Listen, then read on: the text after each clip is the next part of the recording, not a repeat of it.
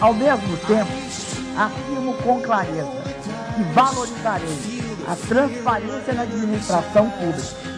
Não haverá compromisso com o erro, o desvio e o malfeito. Serei rígida na defesa do interesse público em todos os níveis de meu governo.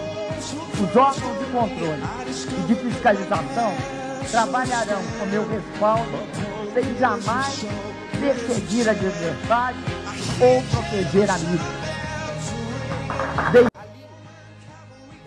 Existem metas e objetivos, mas também existem sonhos. Acho bom que seja assim. Para governar um país continental, do tamanho do Brasil, é também preciso ter sonhos. É preciso ter grandes sonhos e persegui-los.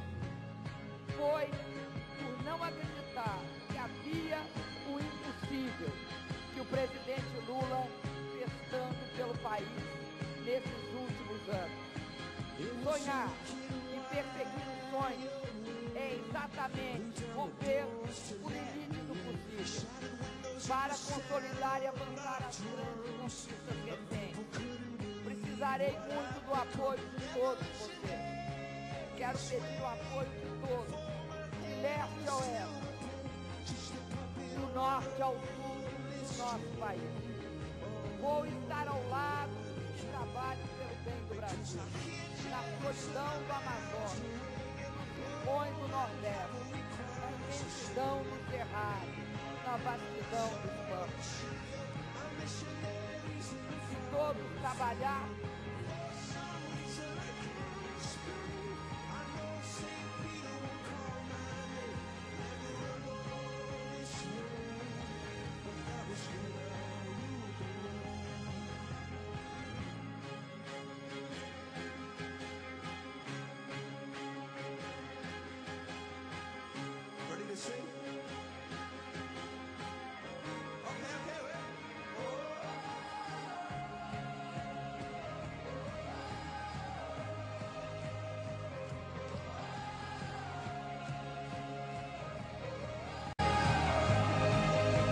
todos têm o direito de participar das soluções. Não é por falta de recursos financeiros que os líderes dos países desenvolvidos ainda não encontraram uma solução para a crise.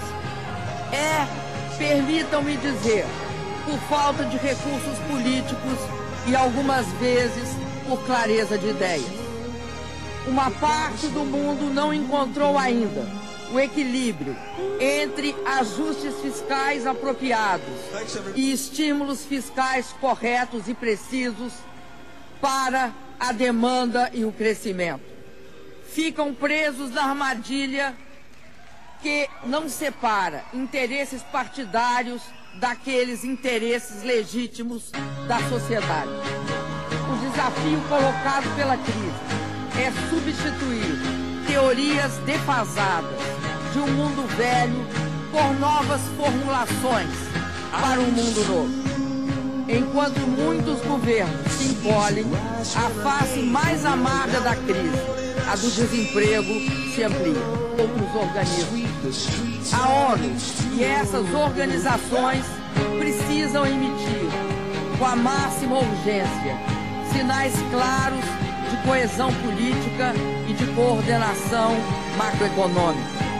As políticas fiscais e monetárias, por exemplo, devem ser objeto de avaliação mútua, de forma a impedir efeitos indesejáveis sobre os outros países, evitando reações defensivas que, por sua vez, levam a um círculo vicioso.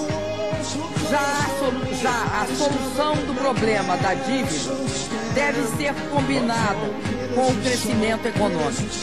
Há sinais evidentes de que várias economias avançadas se encontram no limiar da recessão, o que dificultará sobremaneira a resolução dos problemas fiscais. Está claro que a prioridade da economia mundial neste momento deve ser solucionar o problema dos países em crise de dívida soberana e reverter o presente quadro recessivo.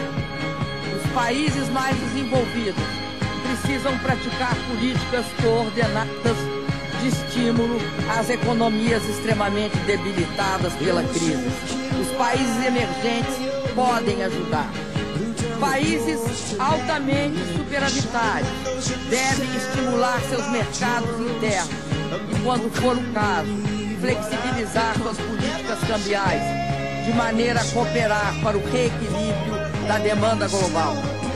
Urge aprofundar a regulamentação do sistema financeiro e controlar essa fonte inesgotável de instabilidade. É preciso impor controles à guerra cambial, com a adoção de regimes de câmbio flutuantes.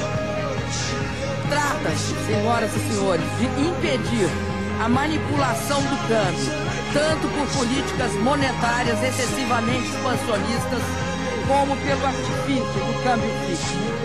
A reforma das instituições financeiras multilaterais deve, sem sombra de dúvida, prosseguir, aumentando a participação dos países emergentes, principais responsáveis pelo crescimento da economia mundial.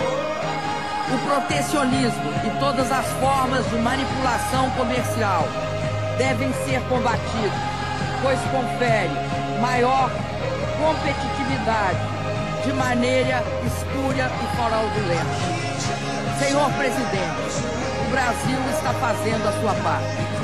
Com sacrifício, mas com discernimento, mantemos os gastos do governo sob rigoroso controle, a ponto de gerar vultoso superávit nas contas públicas, sem que isso comprometa o êxito das políticas sociais, nem nosso ritmo de investimento e de crescimento.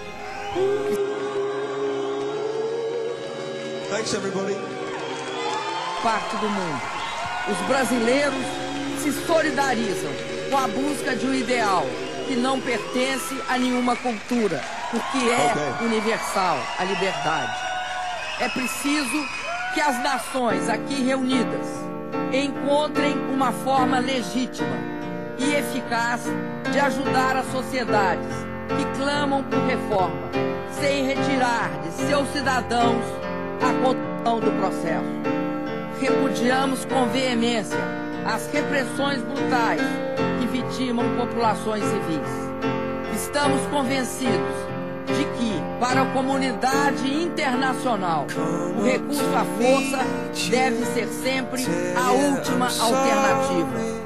A busca da paz e da segurança no mundo não pode limitar-se a intervenções em situações extremas. Apoiamos o secretário-geral no seu esforço de engajar as Nações Unidas na prevenção de conflitos, por meio do exercício incansável da democracia e da promoção do desenvolvimento.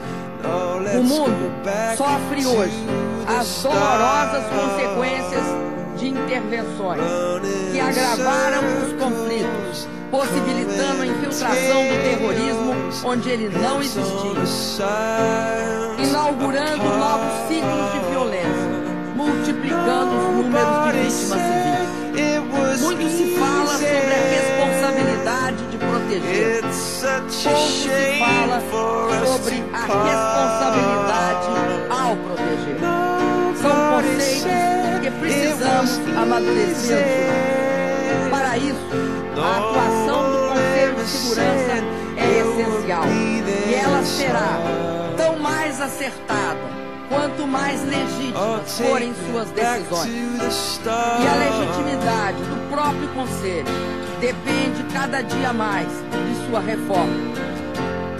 Senhor Presidente,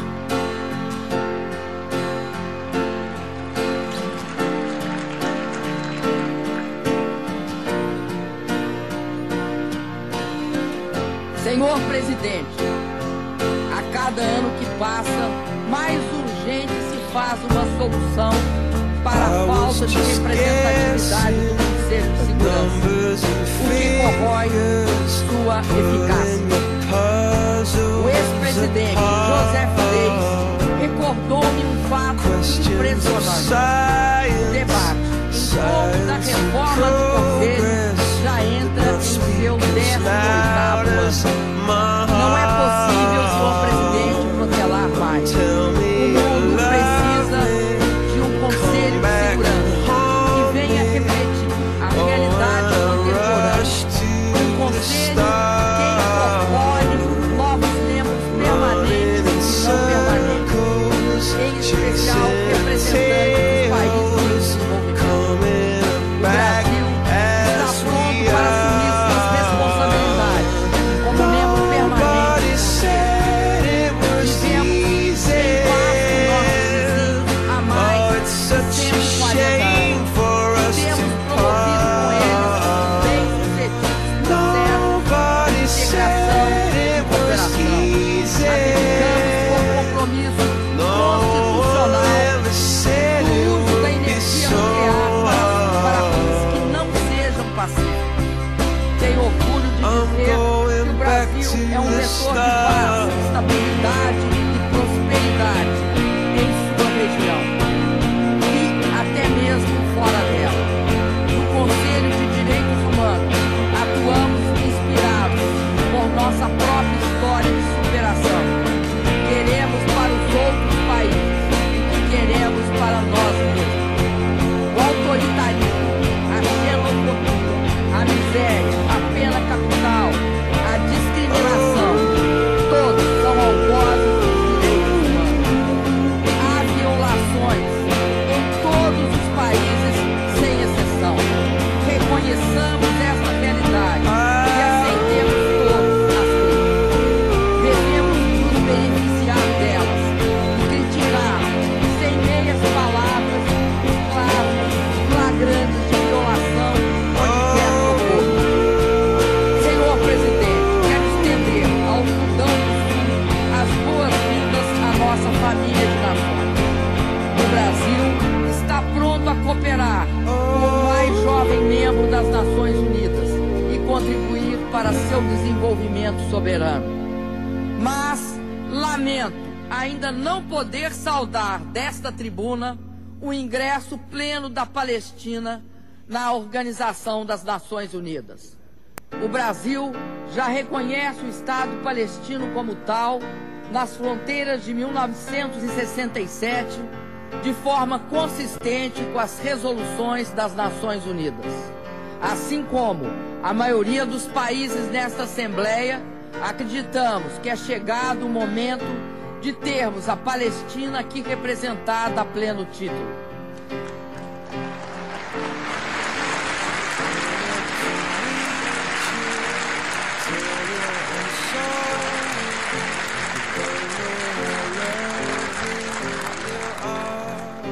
O reconhecimento ao direito legítimo do povo palestino à soberania e à autodeterminação amplia as possibilidades de uma paz duradoura no Oriente Médio. Apenas uma Palestina livre e soberana poderá atender aos legítimos anseios de Israel por paz com seus vizinhos, segurança em suas fronteiras e estabilidade política em seu entorno regional.